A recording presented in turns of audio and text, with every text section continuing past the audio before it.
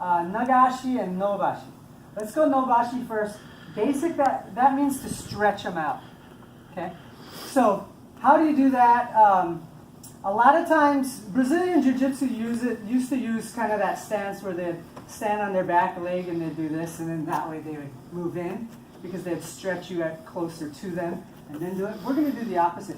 We're going to lean in, and then we're going to pull them in to our neutral. So, let's say they're already coming, right? I want to do this, and then he thinks that I was here. He thinks I'm right here. Okay? So the fact that I'm forward and then I do this, it gives him that one split second of, oh, I'm overextended. Right? Because if I'm trying to attack Bill and he's leaning forward, this is where I expect resistance. Now if he straightens up, oh shoot. You see what happened? Just that inch or two makes my posture overextend.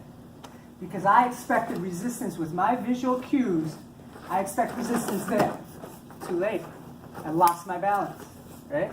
And yes, you can regain it and such, but that's why it's up to Naye to throw or do whatever, right? So let's just work on that. Again, let's just do one-on-one for this one. But you lean forward, and then you might turn and just move, right? So I'm leaning forward, and then I can... Okay? That's all it is. This to this. And then you can do whatever. Pivot, step and pivot. Doesn't matter.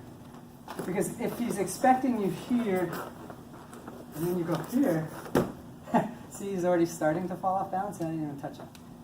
Yeah? That's because he was expecting this, and then I'm doing this.